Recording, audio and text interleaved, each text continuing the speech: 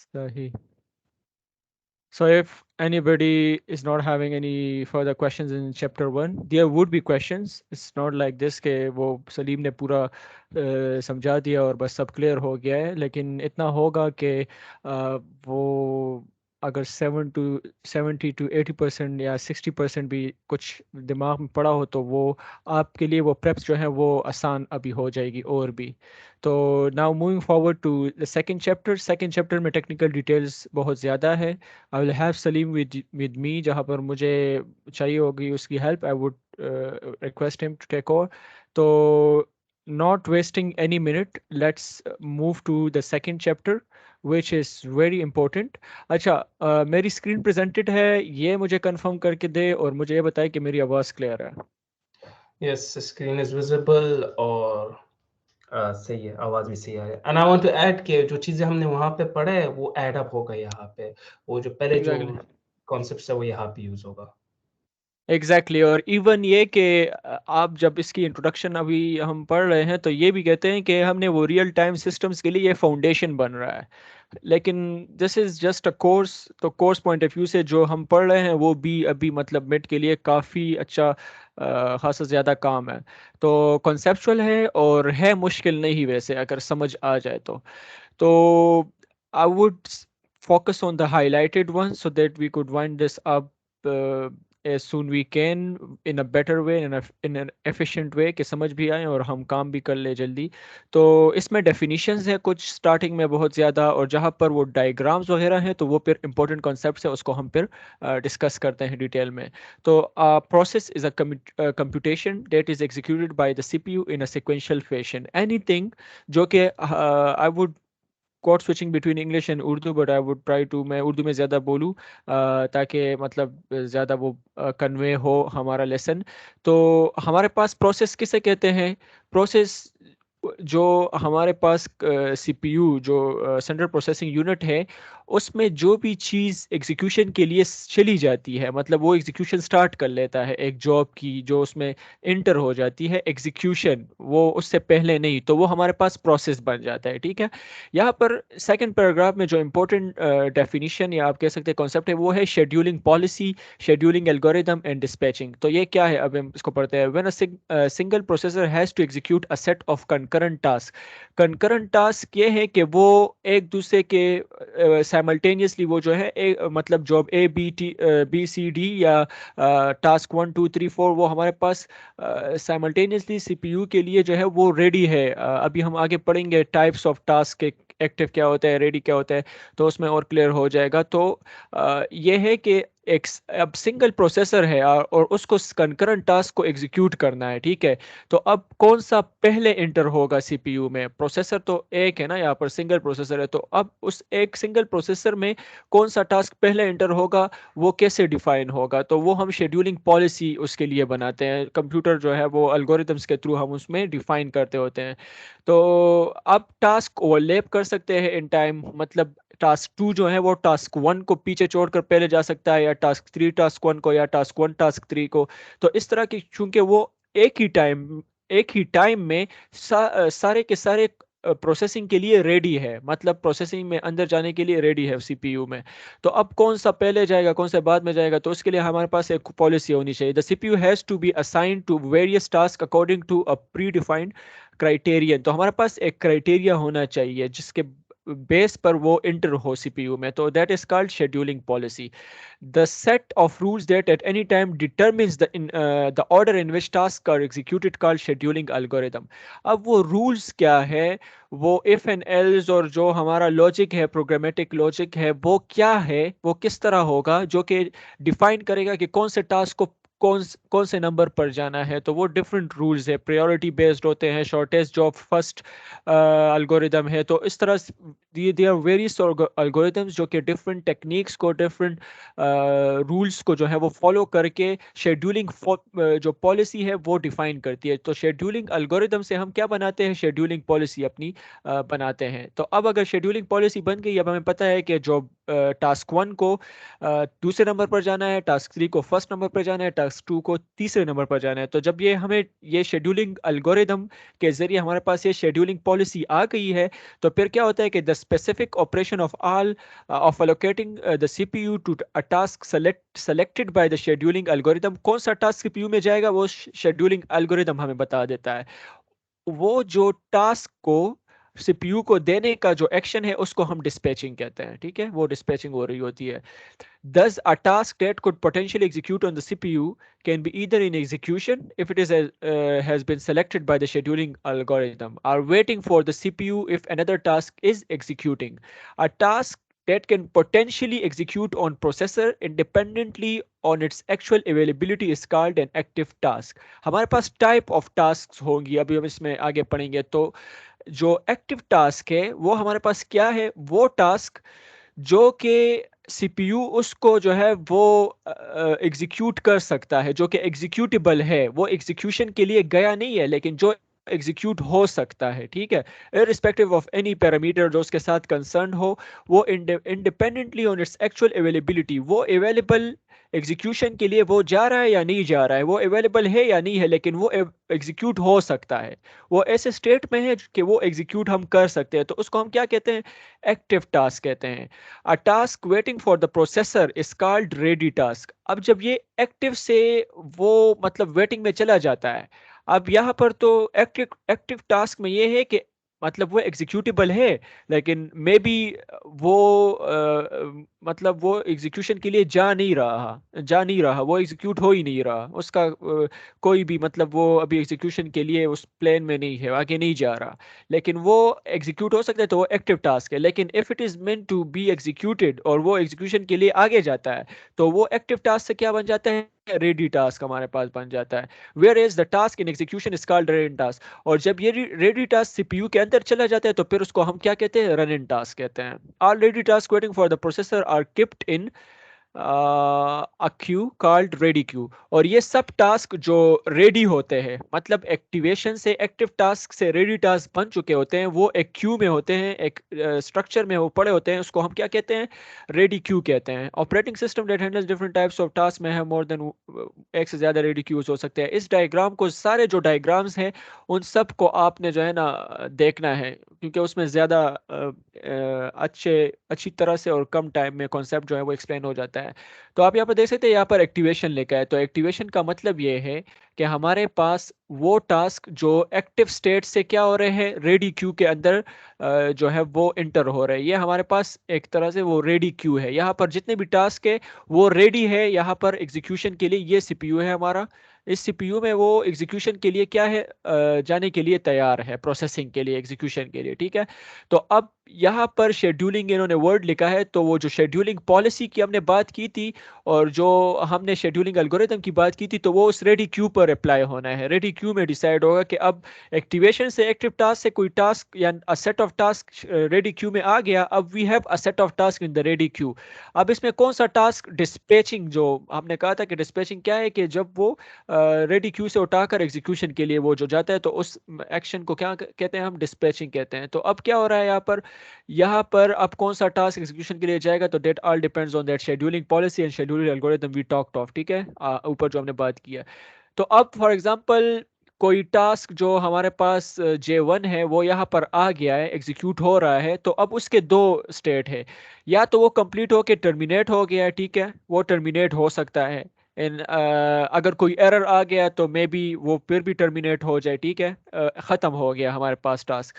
या उसको कुछ रिसोर्स चाहिए, कुछ आयो चाहिए या जो भी चाहिए, या कोई हाई प्रायोरिटी वाला टास्क यहाँ पर आ गया और प्रायोरिटी बेस्ड शेड्यूलिंग एल्गोरिदम यहाँ पर अप्लाइड हो, तो फिर अब फॉर एग्जांपल यहाँ पर J2 आ गया है, ठीक है, और J1 जो है वो ऑलरेडी हमारे पास क्या है, एग्जीक्यूट हो रहा है, लेकिन J2 की प्रायोरिटी ज़्यादा है। तो अब यहाँ पर कौन सा क्या होगा, तो उसके लिए हमारे पास मैकेनिज्म है, उसको हम कहते हैं प्रेमिशन, ठीक है। तो क्या होगा, वो J2 जो है, J1 जो है वो सीपीयू से निकल कर निकल कर वापस हमारे पास एक्टिवेशन स्टेट से होकर रेडी क्यू में आ जाएगा, ठीक है। तो वो रेडी क्यू में फिर आकर फिर शेड्यूल होगा, और जो J2 है वो इमीडिएटली क्या ले लेगा, वो सीपीयू को ले लेगा। तो प्रियम्पशन का जो मैकेनिज्म है, that enable the CPU to take hold of the important more important task, जिनकी जिसकी प्रायोरिटी ज़्यादा है, उसका होल्ड प्रेम्पशन मैकेनिज्म के जरिए हमने उसको जो है वो इनेबल कर दिया, और वो एग्जीक्यूट कर लेता है फिर। अब इसके बाद हमने प्रेम्पशन कैसे, तो प्रेम्पशन इज बिंग डिस्कस्ड, मैंने डायग्राम में डिस्कस कर दिया। अब प्रेम्पशन क्यों ज़रूरी है, तीन यहाँ पर इन्होंने रीजंस दिए हैं कि प्रेम्पशन हमारे पास क्यों ज़रूरी है। या तो एक्सेप्शन हैंडलिंग, फॉर एग्जांपल अब यहाँ पर J1 एग्जीक्यूट हो रहा है, और J1 में कोई मसला आ गया, कोई एक्सेप्शन रेज हो गई है, ठीक है, कोई बाई ज़ीरो वाली कंडीशन आ गई या कोई और एक्सेप्शन आ गया है। तो अब अगर एक्सेप्शन हैंडलिंग हमने की है, तो अब उसको अगर उसमें कोई हमें एक्सटर्नल रिसोर्स उस एक्सेप्शन हैंडलिंग में चाहिए होगी, तो वो क्या करे, प्रेम्प्ट कर लेगा उस टास्क को। तो एक इस वजह से मतलब एक प्रेम्पशन इस केस में यूज होती है। दूसरा ये है कि मैंने application task have different levels of criticalness, वो जो मैंने यहाँ पर प्रायोरिटी की बात की कि J2 की प्रायोरिटी J1 से ज़्यादा है, तो वो क्रिटिकलनेस के बेस पर जो ज़्यादा इंपॉर्टेंट टास्क है वो उसको ले लेगा, तो इसके लिए भी हमारे पास ज़रूरी है। दूसरी बात यह है कि अब हमारे पास एक ऐसी हमारे पास कैपेबिलिटी है कि हम जब भी चाहे यहाँ से हम सीपीयू से भी टास्क को जो है निकाल सकते हैं प्रेम्पशन के जरिए। तो हमारे पास जो क्या है, एफिशिएंट शेड्यूल्स हम बना सकते हैं इस कैपेबिलिटी की वजह से। तो प्रेम्पशन हम इन तीन चीज़ों की वजह से जो है वो कर सकते हैं, ठीक है। अच्छा, नाउ जस्ट यहाँ पर हमारे पास ये I don't see it important, हम स्किपिंग ओवर इट। ये हमारे पास सीपीयू यूटिलाइजेशन का डायग्राम है कि सीपीयू कहाँ पर आइडल है और कहाँ पर सीपीयू जो है वो एग्जीक्यूशन कर रहा है। ओके, नाउ ये डेफिनेशन है प्रीएम्प्टिव शेड्यूल किसे कहते हैं। A preemptive schedule is a schedule in which the running task can be arbitrarily suspended at any times to assign the CPU to another task according to predefined scheduling policy। जो ऊपर हमने scheduling policy की बात की कि scheduling policy में हमने for example ये डिफाइन किया हुआ है कि अगर कोई हायर प्रायोरिटी का टास्क आ जाए, तो फिर उसको पहले प्रायोरिटी देनी है और इमीडिएटली उसको सीपीयू असाइन करना है। तो फिर प्रीएम्प्टिव शेड्यूल क्या होगा कि वो जो ऑलरेडी टास्क एग्जीक्यूट हो रहा है वो प्रीएम्प्ट होकर जो न्यू हायर प्रायोरिटी वाला टास्क है वो उसकी जगह ले लेगा। तो इसको हम प्रीएम्प्टिव शेड्यूल कहते हैं। जो फीजिबल शेड्यूल है उसको किसे हम फीजिबल कहते हैं, if all task can be completed according to a set of specified constraints. हमारे पास कुछ कंस्ट्रेंट्स होते हैं जो आगे हम पढ़ने लगे हैं। अगर कोई टास्क उस कंस्ट्रेंट को फॉलो करते हुए कंप्लीट होता है, ठीक है, तो हमारे पास क्या हो जाएगा, वो उसको हम फीजिबल शेड्यूल कहते हैं। वो शेड्यूल हमारे पास क्या होगा, फीजिबल होगा। शेड्यूलेबल किसे कहते हैं, a set of tasks is said to be schedulable if there exists at least one algorithm that can produce feasible schedule। अब अगर हमारे पास बहुत से टास्क्स है एक टास्क सेट में, और हमारे पास एक ऐसा एल्गोरिदम है जो कि जो हमने ये ऊपर शेड्यूल फिजिबल शेड्यूल की बात की, अगर वो बना सकता है, तो हम उसको क्या कहेंगे उन टास्क को कि ये शेड्यूलेबल है। In other way it we can say कि ये शेड्यूलेबल है अगर हमारे पास वो जो कंस्ट्रेंट्स है उसमें कोई एक भी कंस्ट्रेंट जो है वो फुलफिल नहीं हो रहा है। कंस्ट्रेंट्स कौन से हैं वो अभी हम आगे पढ़ने लगे हैं। तो कंस्ट्रेंट्स हमारे पास मेनली थ्री टाइप्स के हैं। एक को हम कहते हैं टाइमिंग कंस्ट्रेंट्स, एक को कहते हैं प्रेसिडेंस कंस्ट्रेंट्स, और एक को कहते हैं रिसोर्स कंस्ट्रेंट्स, ठीक है। उसके लिए यहाँ पर नाम है mutual exclusion constraints on shared resources. तो इसको हम शॉर्ट रिसोर्स कंस्ट्रेंट्स कह सकते हैं। इनका म्यूचुअल इंक्लूजन वो अभी हम आगे पढ़ रहे हैं कि क्या मतलब है। तो वन बाय वन ये बहुत ही इंपॉर्टेंट टॉपिक है, बहुत कॉन्सेप्चुअल है और पेपर पॉइंट ऑफ व्यू से भी बहुत ज़्यादा इंपॉर्टेंट है। तो ये तीन बात यहाँ से आपने रिलेट करनी है, इसको इसके साथ रिलेट करना है। जो हमने शेड्यूलिंग पॉलिसी की बात की, तो शेड्यूलिंग पॉलिसी में हम शेड्यूल बनाते हैं। अब शेड्यूल हमारे पास फीजिबल होना चाहिए। इन रियल टाइम सिस्टम्स हमारे पास शेड्यूल का फीजिबल होना बहुत इंपॉर्टेंट है। अदरवाइज अगर हार्ड एप्लीकेशन है तो कैटास्ट्रॉफिक सिचुएशन आएगी, अगर सॉफ्ट है तो क्वालिटी डिग्रेडेशन आकर होगी, ठीक है। तो अब शेड्यूली फीजिबल शेड्यूल के लिए हमें एक फीजिबल टास्क हर टास्क को शेड्यूलेबल होना चाहिए, ठीक है। तो उसके लिए यहाँ पर ये जो वर्ड यूज किया है ना कि according to a set of specified constraints, तो ये कंस्ट्रेंट्स कौन से हैं? या ये टाइमिंग कंस्ट्रेंट्स होंगे, या ये प्रेसिडेंस कंस्ट्रेंट्स होंगे, या ये रिसोर्स कंस्ट्रेंट्स होंगे। ठीक है, तो अब हम बात करते हैं इसकी कि अब इस डायग्राम में हमारे पास क्या हो रहा है। इस डायग्राम में हमारे पास यहाँ पर एग्जांपल ऑफ प्रेएम्प्टिव शेड्यूल, यहाँ पर प्रेएम्पशन को जो है वो एग्जिबिट किया है। माय टिप वुड बी कि इन डायग्राम्स पर आप प्रैक्टिस कर ले कि जब आपको ये डायग्राम आती है और आप क्वेश्चन के साथ डायग्राम बनाते हैं तो वो ज़्यादा फिर वेट कैरी करता है। तो यहाँ पर हो क्या रहा है कि ये हमारे पास टाइम है, ये फर्स्ट लाइन, ये J1 J2 J3 3 टास्क है। J1 इंटर्स द CPU, अब यहाँ पर J1 की एग्जीक्यूशन स्टार्ट हो गई। ठीक है, यहाँ तक J1 की एग्जीक्यूशन हो रही है, बट सडनली अब J1 कंप्लीट नहीं हुआ है लेकिन J2 आ गया है और J2 की प्रायोरिटी ज़्यादा है। तो हम इस टास्क को क्या कर लेते हैं, प्रेम्प्ट कर लेते हैं। ये CPU से निकल गया और इसकी एग्जीक्यूशन क्या हो गई, इमीडिएटली इसकी एग्जीक्यूशन स्टार्ट हो गई। अब J3 आ गया, J3 J2 से भी ज़्यादा इंपॉर्टेंट है। तो हम क्या करते हैं, J2 को डायरेक्टली स्टार्ट कर लेते हैं एग्जीक्यूशन उसका CPU पे, और J2 जो है वो प्रेम्प्ट हो जाता है। अब J3 जो मोस्ट इंपॉर्टेंट टास्क था वो कंप्लीट हो गया, तो J2 की भी प्रायोरिटी कंपैरेटिवली टू J1 ज्यादा थी ना, तो अब J2 का जो रिमेनिंग पार्ट था वो एग्जीक्यूशन उसका स्टार्ट हो गया, और फिर J1 का जो रिमेनिंग पार्ट था वो स्टार्ट हो गया। तो यहाँ पर डिपिक्ट किया गया है कि प्रेम्पशन किस तरह हो रही होती है डायग्रामेटिकली। टाइमिंग कंस्ट्रेंट्स क्या होते हैं? टाइमिंग कंस्ट्रेंट्स में बस ये बात है, डेडलाइन को आपने जो है वो फॉलो करना है। शेड्यूल इस तरह होना चाहिए कि जो स्पेसिफाइड डेडलाइन है उसके विद इन जो टास्क है वो परफॉर्म हो जाए। ठीक है, तो real time systems are categorized by computational activities with stringent timing constraint that must be met in order to achieve the desired behaviour. हमारे पास प्रिडिक्टेबिलिटी होनी चाहिए। हमने फर्स्ट उसमें बात की चैप्टर में सलीम ने कि प्रिडिक्टेबल होना चाहिए, हमें पता होना चाहिए, we should be sure of the behaviour of the system कि ये डेडलाइन को जो है वो मीट करेगा, डेडलाइन से बियॉन्ड नहीं जाएगा। तो जो टिपिकल कंस्ट्रेंट है टाइमिंग का वो क्या है, डेडलाइन है। हार्ड हो सकता है एक टास्क डेडलाइन के पर्सपेक्टिव में, in the context of deadline, या तो हार्ड टास्क होगा या सॉफ्ट टास्क होगा। और ये वही हार्ड और सॉफ्ट रियल टाइम सिस्टम से रिलेटेड है कि हमारे पास टास्क हार्ड तब होगा कि जब एक ऐसा टास्क अगर वो डेडलाइन पर कंप्लीट ना हो तो हमारे पास कैटास्ट्रॉफिक सिचुएशन जो है वो अकर होने के चांसेस होते हैं, या एक कैटास्ट्रॉफिक सिचुएशन अकर हो सकते होते हैं। सॉफ्ट टास्क वो होता है कि हमारे पास सिर्फ क्वालिटी डिग्रेड हो सकती है। तो हार्ड टास्क और सॉफ्ट टास्क की ये डेफिनेशन है। अब जो आगे अभी हम डेफिनेशंस पढ़ रहे हैं, लेकिन ये आगे कंस्ट्रेंट्स में हमारे लिए ये एज अ फाउंडेशनल नॉलेज है वो काम करेगा कि हमें पता होना चाहिए कि अराइवल टाइम किसे कहते हैं, और आगे ये जो डेफिनेशंस दिए गए। अराइवल टाइम क्या होता है, is the time eight which a task becomes ready for execution. जब टास्क हमारे पास एग्जीक्यूशन के लिए रेडी होता है, अभी उसने एग्जीक्यूशन स्टार्ट नहीं किया है, तो उसको हम क्या कहते हैं, अराइवल टाइम। इसको हम ए से प्रेजेंट करते हैं। ठीक है, और इसको हम रिक्वेस्ट टाइम भी कहते हैं या रिलीज टाइम भी कहते हैं। रिक्वेस्ट टाइम इसलिए कहते हैं कि वो रिक्वेस्ट करता है फॉर एग्जीक्यूशन, मतलब वो एग्जीक्यूशन के लिए तैयार है, वो अराइव हो चुका है। ठीक है, अब इस डायग्राम पर बाद में आते हैं। कंप्यूटेशन टाइम क्या होता है, is the time necessary to the processor for executing the task without interruption. अब फॉर एग्जांपल J1 आ गया, और J1 जिस टाइम पर आ गया, सेकंड पर आ गया फॉर एग्जांपल, तो ये इसका अराइवल टाइम हो गया। और हम कहते हैं कि 3 सेकंड जो है इसका कंप्यूटेशन टाइम। तो ये 3 सेकंड क्या है, ये 3 सेकंड वो टाइम है जिसमें ये J1 टास्क जो है ये कंप्लीट हो सकता है, from start to end termination में जा सकता है। अगर इंटरप्शन नहीं हुई तो ये 3 सेकंड लेगा, मैक्सिमम वो जो 3 सेकंड लेगा कि वो उसमें वो कंप्लीट हो जाएगा ये टास्क। तो ये इसका कंप्यूटेशन टाइम हो गया।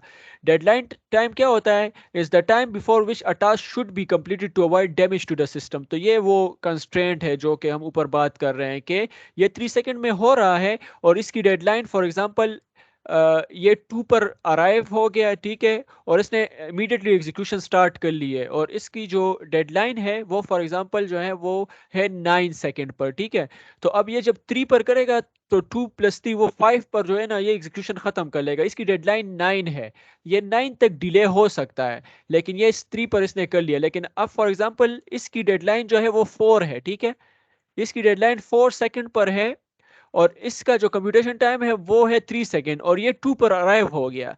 तो ये 2 पर अराइव हो गया, इसका कंप्यूटेशन टाइम क्या है, 3 सेकेंड है। तो अब ये जब स्टार्ट होगा तो 3 सेकेंड लेगा 2 पर। ये फॉर एग्जांपल इसका स्टार्टिंग टाइम भी जो है वो 2 ही है, स्टार्टिंग टाइम से 2 है कि वो एग्जीक्यूशन भी इसने स्टार्ट कर ली। तो 2 3 4 5, तो ये 5 में जो है ना, जब 5 पर होगा तो इसकी एग्जीक्यूशन खत्म हो जाएगी, लेकिन इसकी डेडलाइन क्या है, 4 है। तो ये इसने अपने डेडलाइन को मिस कर दिया। तो ये वो केस है। अब अगर ये हार्ड टास्क होगा तो हमारे पास ये हार्ड रियल टाइम सिस्टम का एप्लीकेशन होगा, और यहाँ पर कैटास्ट्रॉफी जो है वो अकर हो जाएगी या हो सकती है। अब अगर ये सॉफ्ट एप्लीकेशन होगा तो ये सॉफ्ट रियल टाइम सिस्टम का एप्लीकेशन होगा फिर, और फिर वहाँ पर हमारे पास ज़्यादा से ज़्यादा क्या होगा कि क्वालिटी या जो और कैटास्ट्रॉफिक सिचुएशन नहीं है, बल्कि अदर देन दैट कोई सॉफ्ट कॉन्सिक्वेंस उसका हो सकता है। ठीक है, तो ये डेडलाइन और कम्यूटेशन टाइम और अराइवल टाइम की बात होगी। अब यहाँ पर है स्टार्टिंग टाइम। जब टास्क एग्जीक्यूशन स्टार्ट करता है तो उसको हम स्टार्टिंग टाइम कहते हैं, जब फिनिश करते हैं उसको फिनिश टाइम कहते हैं। क्रिटिकलनेस किसे कहते हैं, वो जो हमने हार्ड टास्क और सॉफ्ट टास्क की बात की, तो वो हम यहाँ पर क्रिटिकलनेस में हम उसको डिफाइन करते हैं कि या तो टास्क हार्ड होगा या हमारे पास वो सॉफ्ट होगा। तो this is the criticalness of the task actually, कि हमें क्रिटिकलनेस पता चल रही है टास्क का कि वो हार्ड है या सॉफ्ट है। वैल्यू क्या होती है, represents the relative importance of the task with respect to other tasks in the system। वो importance है कि J2 is more important than J1, तो ये वो वैल्यू हम उसको VI से उसको रिप्रेजेंट करते हैं। This is not going to be use further, but ये कॉन्सेप्चुअल और डेफिनेशन पॉइंट ऑफ व्यू से है। लेटनेस किसे कहते हैं, इट्स वेरी इंट्यूटिव, क्या हमें पता चल जाएगा कि फिनिशिंग टाइम जो है उसे हम डेडलाइन माइनस कर लेते हैं, तो ये हमारे पास लेटनेस आ जाता है कि डिले कितना आ रहा है टास्क कंप्लीशन में। यहाँ पर इसका जो फिनिशिंग टाइम है वो क्या है, मैंने कहा था कि 4 डेडलाइन है, लेकिन ये इसका ये 2 पर अराइव हो गया। ठीक है, ये इसका जो कंप्यूटेशन टाइम है वो 3 सेकेंड है, और ये जो है 4 इसका डेडलाइन है। ठीक है, अब ये कंप्यूटेशन टाइम 3 सेकेंड है, तो ये 5 पर हमारे पास होगा, खत्म होगा। ये इसका स्टार्टिंग टाइम है, ये इसका फिनिशिंग टाइम है। तो हम क्या कर लेते हैं, लेटनेस के ये कितना, अब इसको 4 पर होना चाहिए था लेकिन ये 5 पर एंड हो रहा है। तो लेटनेस क्या होगी कि जो फिनिशिंग टाइम है इसका, यहाँ पर फिनिशिंग टाइम क्या है, 5 है। ठीक है, और जो इसकी डेडलाइन है, डेडलाइन क्या है, 4 है। तो 4 माइनस 4 1, तो ये 1 इसमें क्या आ गया, डिले आ गया इसमें। तो लेटनेस इसको हम कहते हैं, LI से रिप्रेजेंट करते हैं। टार्डीनेस या एक्सीडिंग टाइम किसे कहते हैं, डिले तो ये हो गया, अब ये कितना डिले हुआ। तो लेटनेस और tardiness is sort of the same thing, लेकिन टार्डीनेस इसका वो एक फंक्शन इन्होंने डिफाइन किया है कि या this will be the max of zero, और ये लेटनेस वाला होगा, जो लेटनेस हमने कैलकुलेट किया तो ये वो होगा। तो ये क्या है कि कितना इसके डेडलाइन के बाद ये कितना टाइम जो है वो एग्जीक्यूशन में रहा है, इसका डेडलाइन आ गया उसके बाद भी ये कितना टाइम जो है वो एग्जीक्यूशन में रहा है। तो is the time a task stays active after its deadline। वो डेडलाइन इसका मीट हो, डेडलाइन इसका मिस, मतलब डेडलाइन आ गया, वो टाइम हिट हो गया, लेकिन वो फिर भी एग्जीक्यूशन में है। तो वो क्या होगा, वो या जीरो होगा या लेटनेस होगा। तो जीरो, अब अगर मैं इसकी एग्जांपल करूँ, इसकी डेडलाइन में 9 कर दूं, ठीक है, तो अगर मैं ये 9 कर लूँ तो अब हमारे पास फिनिशिंग टाइम क्या है, इसका 5 है, जबकि हमारे पास वो इसकी डेडलाइन क्या है, 9 है। तो 5 माइनस 9, ये माइनस में इसका आंसर आएगा। तो जब हम मैक्स में उसकी वैल्यू डालेंगे तो यहाँ पर माइनस आ रहा है, ठीक है, LI में यहाँ पर, और ये जीरो है। तो इसका मतलब ये है कि इसका एक्सीडेंट क्या है, जीरो है। लेकिन जो एग्जांपल मैंने यहाँ पर की कि वो 4 के लिए हो, 4 सेकेंड उसका डेडलाइन हो, तो फिर यहाँ पर जब हम LI कैलकुलेट करते तो वो क्या आ रहा है, 1 आ रहा था। तो 0 और 1 में फिर मैक्सिमम क्या है, 1 है। तो फिर यहाँ पर इस मैक्स जो है वो क्या रिटर्न करेगा, 1 रिटर्न करेगा। तो यहाँ पर एक्सीडिंग टाइम क्या होगा, फिर 1 होगा। तो दिस इज टार्डीनेस और एक्सीडिंग टाइम। ये भी आगे हम यूज नहीं कर रहे हैं, ना लेटनेस यूज कर रहे हैं ना वैल्यू यूज कर रहे हैं। लेक्सिटी या स्लैक टाइम किसे कहते हैं, is the maximum time a task can be delayed on its activation to complete within its deadline। ये वो measure है जो हमें बता सकता है कि आपका जो फिनिशिंग स्टार्टिंग अराइवल टाइम है और आपका जो डेडलाइन है उसकी बेस पर आप कितना डिले हो सकते हैं कि आप जो है वो डेडलाइन को मिस नहीं करेंगे। आपका अराइवल, फॉर एग्जांपल आप कोई टास्क 0 पर अराइव हो गया और उसका जो कंप्यूटेशन टाइम है वो 2 है, ठीक है, और उसकी डेडलाइन जो है वो फॉर एग्जांपल 5 है। तो अब आप जो है यहाँ पर अराइवल टाइम इसका 0 है, डेडलाइन इसकी क्या है 5 है, तो 5 माइनस 0 माइनस कंप्यूटेशन टाइम क्या है इसका, फॉर एग्जांपल वो 2 है, तो ये 2 हो गया, तो 5 माइनस 3, ये 3 सेकंड तक लेट हो सकता है, मतलब इसके पास वो कैपेसिटी है कि ये लेट हो सकता है क्योंकि इसका डेडलाइन आगे है। तो लेक्सिटी या स्लेक टाइम हमें ये बताता है कि डेडलाइन से आप अराइवल टाइम माइनस करें और उससे माइनस करें कंप्यूटेशन टाइम, तो आपको पता चल जाएगा कि आपके टास्क के पास कितनी गुंजाइश है कि वो लेट हो सकता है, क्या वो अफोर्ड कर सकता है लेट होना। तो कर सकते हैं, तो कितने टाइम से वो लेट हो सकता है, कितने सेकंड्स वो लेट हो सकता है, तो उसको हम स्लेक टाइम या लेक्सिटी कहते हैं। इसको भी आगे हम यूज़ नहीं कर रहे हैं, जो यूज़ कर रहे हैं वो फिनिशिंग टाइम या फर्स्ट 4 है। अब ऊपर वाली ये जो डायग्राम है ये हमें समझ आएगी, ये एक टास्क है, ठीक है, J1, इसका अराइवल टाइम ये है, ये अराइव हो गया लेकिन इसने कंप्यूटेशन अब स्टार्ट नहीं की है। इसका स्टार्टिंग टाइम जहां पर कंप्यूटेशन स्टार्ट हो जाए, और इसका ये फिनिशिंग टाइम है। और ये जितनी कंप्यूटेशन हो रही है ये कितनी टाइम में हुई है, F I minus S I, ये क्या है, इसका कंप्यूटेशन टाइम है, ठीक है। और इसका डेडलाइन हमारे पास ये है। तो ये इमेज में उन्होंने बताए हुए फिगर में कि किस तरह होता है। अब हमारे पास दो तरह के टास्क होते हैं, इसको एक को पीरियोडिक कहते हैं, एक को एपीरियोडिक कहते हैं। पीरियोडिक टास्क होते हैं जो कि हमारे पास उसका एक खास इंटरवल के बाद जो है वो रिपीट होते हैं, ठीक है। I am not going much into detail. Priorities वो है जो कि इंटरवल के बाद रिपीट होता है, ए प्रियोरिटास वो है जो कि हमारे पास उसका हो भी सकता है टास्क, एग्जीक्यूशन के लिए नहीं भी हो सकता। जबकि ये जो टास्क है ना, इसको हम इस सैम्बल से यूटिलाइज रिप्रेजेंट करते हैं, टॉय इसको कहते हैं, टॉय आई, और ये जे आई जो सिंपल ए पीरियड टास्क है उसको हम जे से रिप्रेजेंट करते हैं। तो ये वो इसकी अगर मैं रियल टाइम एग्जांपल दूं, तो फॉर एग्जांपल आपने एक सेंसर इंस्टॉल किया है, ठीक है, और सेंसर इस तरह प्रोग्राम हुआ है कि वो एक्टिव होगा हमेशा, और वो एक खास इंटरवल के बाद वैल्यू जो है वो स्टोर करता है।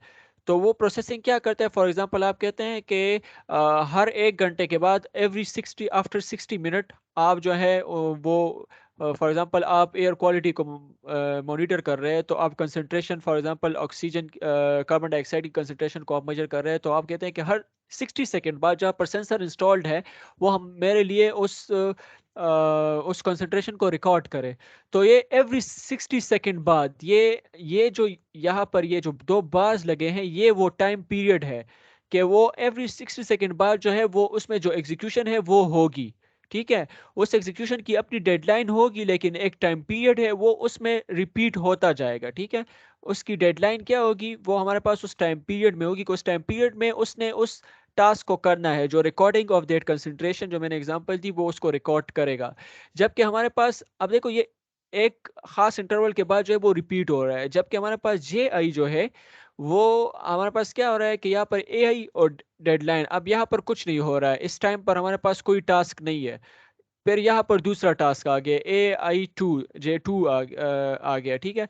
तो this is how in a period task things happen कि हमारे पास टास्क जो टाइम है उसका वो स्पेसिफाई होने कभी भी आ सकता है बेस्ड ऑन द, अब ये यूजर ओरिएंटेड होते हैं, मतलब जो हम सिस्टम से काम करवा रहे होते हैं तो वो ये होता है, ये जो सिस्टम के अपने काम होते हैं तो वो इंटरप्ट्स वगैरह जो है, जो ऊपर हमने फर्स्ट चैप्टर में एक सोल्यूशन की बात की कि हम इस तरह कोई मैकेनिज्म करें कि हर कुछ टाइम के बाद जो है वो इंटरप्ट के लिए चेक करे। तो अब ये एक लूप वाली वो हो गई है, एक्टिविटी हो गई है, एक कंटिन्यूअस एक्टिविटी हो गई है। तो वो पीरियोडिक टास्क के जरिए हम अचीव कर सकते हैं कि वो पीरियोडिक टास्क को, और हर फॉर एग्जांपल हर कुछ 10 सेकंड के बाद 20 सेकंड के बाद जो है वो चेक करेगा कि इंटरप्ट है या नहीं। तो वो जो चेक करेगा तो वो प्रोसेसिंग है ना, तो वो प्रोसेसिंग हमारे पास क्या है, ये है। और वो हर 60 सेकंड बाद या 20-30 सेकंड बाद जो है वो चेक करेगा, तो वो पीरियोडिक टास्क बन जाएगा फिर, ठीक है। तो पीरियोडिक टास्क होता है डॉट एक एक तीसरा भी टाइप होता है, वो इज नॉट मेंशन हियर। तो दो ये इंपॉर्टेंट टाइप है कि या तो ए पीरियोडिक टास्क होगा या हमारे पास वो पीरियोडिक टास्क होगा, ठीक है। अच्छा, इसके बाद है प्रेसिडेंस कंस्ट्रेंट्स, ठीक है। अब प्रेसिडेंस कंस्ट्रेंट्स क्या होते हैं, टाइमिंग कंस्ट्रेंट्स की हमने बात कर ली, उसमें सिर्फ वो डेडलाइन इंपॉर्टेंट है और हमने फिर ये डेफिनेशंस की बात की। प्रेसिडेंस कंस्ट्रेंट में ये होता है कि हमारे पास कुछ वो प्रायोरिटी की हमने बात की कि कौन सा किससे ज़्यादा इम्पोर्टेंट है। आपको टास्क 2 के लिए टास्क 1 का होना ज़रूरी है, तो ये प्रेसिडेंस हो गया। इसमें ये वर्ड यूज किया ना, प्रीडिसेसर, ठीक है। तो प्रीडिसेसर क्या होता है, प्रीडिसेसर वो होता है जो कि एक एक इवेंट से पहले या एक चीज़ से पहले होता है, ठीक है। प्रीडिसेसर होना होता है, ठीक है। तो अब हमारे साइंस में एक नया डायरेक्टर आएगा तो उसका प्रीडिसेसर कौन होगा? डॉक्टर मोहसिन खान होगा, ठीक है। तो वो पहले वाला जो होता है तो उसको प्रीडिसेसर कहते हैं। तो द नोटेशन, अब इसमें ये नोटेशन यूज हुआ है और एक ये नोटेशन यूज हुआ है, इन दोनों को हमने समझना है, बस बाकी सेट है, ठीक है। ये क्या है, ये कहता है जे ए, और जब ये साइन और जे बी हो तो ये साइन जो है ये प्रीडिसेसर का साइन है, कि J A is predecessor of J B. इसका क्या मतलब है? इसका मतलब यह है कि जे ए जो है वो इससे पहले है। जे ए क्या होगा? पहले जे ए है, फिर उसके बाद जो है वो जे बी का नंबर है। तो J A is the predecessor of J B. इसका मतलब यह है कि J A must be executed first, then followed by J B. Follow हो कौन करेगा? जे बी फॉलो करेगा। लेकिन यहाँ पर इस सैंपल का मतलब, अब इस सैंपल में और इस सैंपल में फर्क ये है कि जब ये सैंपल होगा तो वो, अब जे ए है ना, तो जे ए के बाद J one J two J three कुछ भी और भी एग्जीक्यूट हो सकता है।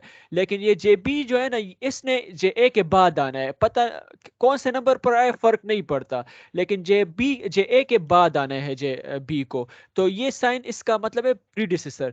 ये वाला साइन भी प्रीडिसेसर है, लेकिन ये इमीडिएट प्रीडिसेसर है। इसका मतलब ये है कि जे ए आ गया तो जे ए के बाद अब जे वन या जे टू या कोई नहीं आएगा, जे ए के बाद जे बी को ही आना है। ये इमीडिएट प्रीडिसेसर है, ठीक है। तो अब हमारे पास डॉक्टर मोहसिन खान के बाद जो आ रहा है, तो जो बाद में आ रहा है पर्सन एक्स वाई जी। तो पर्सन एक्स वाई जी, अब अगर हम कहें कि डॉक्टर मोहसिन खान और ये वाला एरो और पर्सन एक्स वाई जी, तो उसके बाद उसने ही आना है जो पर्सन एक्स वाई जी है। लेकिन अगर हम ये साइन यूज करें तो जरूरी नहीं है कि जो पर्सन एक्स वाई जी है वो ही डॉक्टर मोहसिन खान के बाद आए, ठीक है। कोई और भी आ सकता है, कोई और भी आ सकता है, लेकिन जो पर्सन एक्स वाई जी है अल्टीमेटली उसको भी आना है उसके बाद, ठीक है। तो this is the difference between this sign और दिस साइन। इस साइन का क्या मतलब है? इस साइन का मतलब यह है कि J1 प्रीडिसेसर नहीं है J4 का इमीडिएट, और इसके बेस पर हम ये एसाइक्लिक ग्राफ बनाते हैं, इसको प्रेसिडेंस ग्राफ कहते हैं। अब यहाँ पर J2 जो है ना, ये J1 के डायरेक्ट बाद आया है। तो इसका क्या मतलब है कि J2 J1 is immediate predecessor of J2, ठीक है। J1 is immediate predecessor of J2, तो J2 को J1 के डायरेक्ट बाद आना है। J4 is not immediate predecessor, तो J4 J2 के बाद भी आ सकता है। J4 J1 के बाद आया है लेकिन डायरेक्ट बाद नहीं आया है, क्योंकि सैंपल क्या है? सैंपल ये नहीं है, सैंपल हमारे पास ये है। यहाँ पर J3 और J5 की कन्फिग्रेशन नहीं दी है, उसको पे आप कंफ्यूज ना हो। जो मैंने बताया है ये कॉन्सेप्ट इनफ है एसाइक्लिक ग्राफ बनाने के लिए, ये जो प्रेसिडेंस ग्राफ है वो बनाने के लिए। ये एक कंस्ट्रेंट है, ये भी एक लिमिटेशन है, एक कंस्ट्रेंट है हम उस सिस्टम पर लगाते हैं इन ऑर्डर टू, वो जो फिजिबल शेड्यूल की हमने ऊपर बात की तो उसमें ये सेकंड कंस्ट्रेंट है। इसके बाद हमारे पास आता है, okay this is not important, resource constraints क्या होता है? रिसोर्स, अब रिसोर्स क्या होता है? रिसोर्स हमारे जहन में आता है कोई फिजिकल रिसोर्स हो गया, लेकिन यहाँ पर उन्होंने क्या डिफाइन किया है? It very important to know कि a resource can be data structure, a set of variables, main memory, files, piece of program or set of registers or peripheral devices। तो रिसोर्स कुछ भी हो सकता है।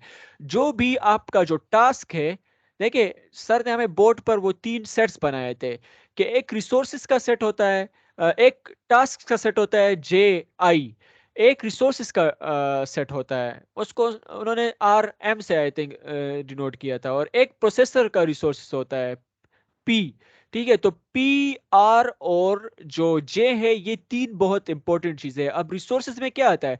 Resources could be anything, it can be a function, it can be a method, it can be some IO device, ठीक है, कुछ भी हो सकता है। अब रिसोर्सेज के दो टाइप्स है, या प्राइवेट होंगे या शेयर्ड रिसोर्सेज होंगे। हमारा जो मामला पड़ता है वो शेयर्ड रिसोर्सेज के साथ होता है कि शेयर्ड रिसोर्सेज हो तो फिर किस तरह काम होगा, क्योंकि रियल टाइम सिस्टम में शेयर्ड रिसोर्सेज से मसला आ सकता है।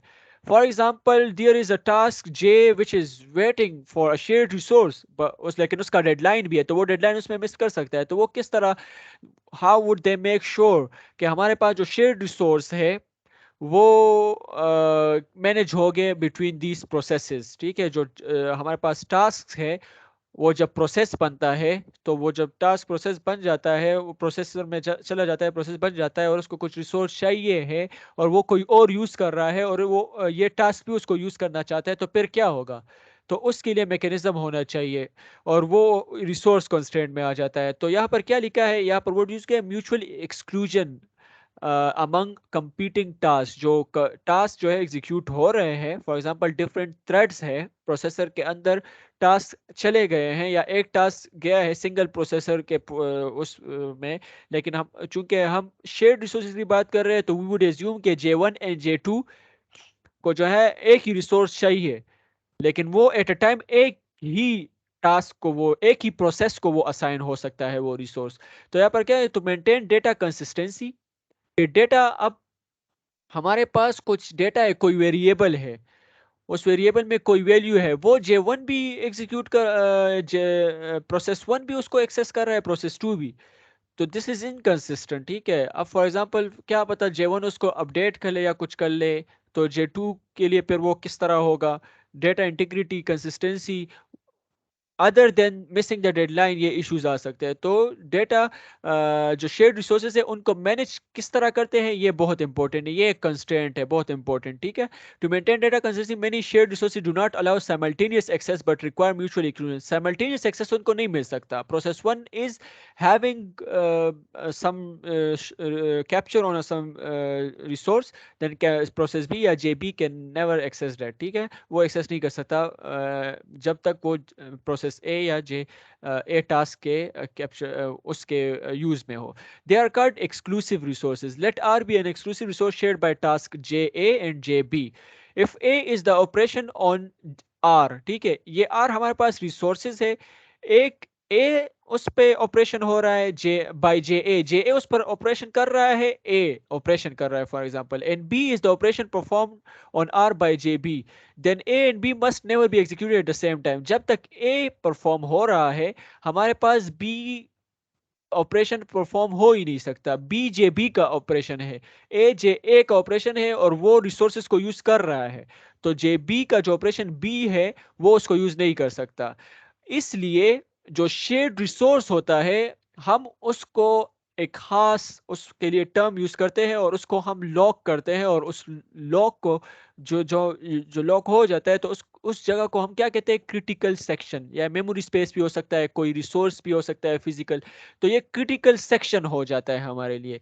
क्रिटिकल सेक्शन पर फिर हमारे पास जो है वो हम ये एक्सक्लूसिव रिसोर्सेज, ये म्यूचुअल एक्सक्लूजन है, ये हम क्रिटिकल सेक्शन पर अप्लाई करते हैं, ठीक है। अब किस तरह करते हैं, तो सिंक्रोनाइजेशन मैकेनिज्म यूज करते हैं। सलीम ने सीमाफोर को एक्सप्लेन किया कि सीमाफोर को यूज करते हुए हम, सीमाफोर क्या है, ये एक सिंक्रोनाइजेशन मैकेनिज्म है। सिंक्रोनाइजेशन का मतलब क्या है कि आपकी चीजें सिंक है, एक खास फैशन में जो है वो एक दूसरे को फॉलो कर रही है, ठीक है, रियल टाइम में। अगर उस तरह ना हो तो फिर जो है वो मसला होगा। फॉर एग्जांपल, हम मेरे और मेरे ऑडियंस के दरमियान में लेग हो, मैं जो बोल रहा हूँ आपको 15 सेकंड के बाद मिलता हो, तो वी आर नॉट सिंक्ड, ठीक है। तो उस तरह से वो जो चीज़ें रियल टाइम में सिंक नहीं होती, तो फिर उसमें इशू आ जाता है। तो सीमाफोर क्या मेक श्योर करता है कि म्यूचुअली एक्सक्लूजन क्या किस में हो, शेयर्ड रिसोर्सेज में, और वो शेयर्ड रिसोर्सेज हम कहाँ पर, शेयर्ड रिसोर्स हमारे पास क्या बन जाता है, क्रिटिकल सेक्शन बन जाता है कॉन्सेप्चुअली, ठीक है। That can be use by task to create critical section of code. Hence when we say that two or more tasks have resource constraints, we mean that they have to be synchronized since they share exclusive resources। उनको synchronise होना चाहिए, होना होगा, ताकि जो exclusive resources है वो सही तरह जो है वो यूटिलाइज हो। रियल टाइम सिस्टम में क्यों इंपॉर्टेंट है, इसलिए इंपॉर्टेंट है कि आपका जो शेयर्ड रिसोर्स है उसको सर्टन होना बहुत इंपॉर्टेंट है कि वो क्या आपको, जब आप शेड्यूलिंग पॉलिसी, हमने ऊपर बात की, जो आप शेड्यूलिंग पॉलिसी बनाते हैं, तो आपको पहले से पता होता है कि क्या ये सीमाफोर और क्रिटिकल सेक्शन जो है इस डेडलाइन में हमें फिर ये अवेलेबल होगा कि नहीं, कंस्ट्रेंट है, वो शेयर्ड रिसोर्स है। ये अब आर्किटेक्चर इस तरह है कि रिसोर्सेज शेयर होते हैं फॉर एफिशिएंसी, ठीक है, वो जो रेडिकल चेंज की बात की ऊपर सलीम ने, तो वो इसलिए है कि हमारा जो आर्किटेक्चर है वो रियल टाइम को जहन में रखकर बनाया ही नहीं गया है। तो इस वजह से अब शेयर्ड रिसोर्सेज होते हैं, तो शेयर्ड रिसोर्सेज अब किस तरह मैनेज करें? हम शेड्यूलिंग पॉलिसी में शेड्यूलिंग एल्गोरिदम बना रहे हैं, हम कोई फिजिकल शेड्यूल बनाना चाह रहे हैं, तो अब शेयर्ड रिसोर्सेज के साथ क्या करें? वो एक कंस्ट्रेंट आ गया। तो इसलिए हमारे पास क्रिटिकल सेक्शन का कॉन्सेप्ट आ गया, और फिर सिंक्रोनाइजेशन मैकेनिज्म आ जाता है कि हमें पता होता है कि कौन से रिसोर्सेज आपको किस टाइम पर अवेलेबल हो सकता है, क्या वो लॉक तो नहीं होगा। तो this is why we concern semaphores and critical section and mutual exclusion and under the umbrella of resource constraints. ठीक है, तो ये डायग्राम इससे आपको समझ आ जाती है। जी The critical section of the mutual exclusion leg repeat का the voice कट के दो आई माइन स्किप हुई नहीं जी सुन जी, I am repeating in this, ये एग्जाम इस फिगर में मैं इसको, अभी मेरी आवाज क्लियर है? जी क्लियर है मेरे नेट का थोड़ा इशू है तो अच्छा, तो अब देखें, ये एक एग्जाम्पल इन्होंने दिया, मैं एग्जाम्पल पढ़ लेता हूँ। Just consider two task J1 and J2, हमारे पास दो टास्क है, ठीक है। That share and exclusive resource R. Exclusive resource का मतलब ये है कि एक ऐसा रिसोर्स जिसको बहुत से टास्क ने यूज करना है। ये नहीं है कि टास्क ए के लिए या टास्क J1 के लिए एक रिसोर्स है और टास्क J2 के लिए उस रिसोर्स की दूसरी कॉपी है, फिर तो मसला ही हल हो गया। इस तरह नहीं है, आपके साथ रिसोर्सेज एक ही है, रिसोर्स आपके पास एक है, आपने उसको यूटिलाइज करना है, तो वो एक्सक्लूसिव रिसोर्स हो गया। ठीक है, तो अब एक्सक्लूसिव रिसोर्स अब हमारे पास ये हो गया है। तो अब इसकी एग्जांपल उन्होंने क्या दिया कि फॉर इंस्टेंस अ लिस्ट, एक लिस्ट है, ठीक है, उस लिस्ट में दो ऑपरेशन है, इंसर्ट और रिमूव। अब ये दो फंक्शंस है सिंपल, ठीक है, और ये हमारा इन्होंने इसको डिफाइन क्या कर दिया कि ये एक्सक्लूसिव रिसोर्स है। मतलब ये शेयर होगा बिटवीन टास्क्स, जो टास्क है वो इसी लिस्ट को यूज करेंगे दोनों टास्क। ठीक है, अब एक्सक्लूसिव रिसोर्स की डेफिनेशन ये है कि हम इसको सिंक्रोनाइज करते हैं, क्रिटिकल सेक्शन में डालते हैं, मैं भी बता रहा हूँ कि क्या होता है। लेकिन एक्सक्लूसिव रिसोर्स इम्प्लाई कि ये लिस्ट जो है ये साइमल्टेनियसली J1 J2 दोनों यूज नहीं कर सकती, क्योंकि चीज हमारे पास एक है।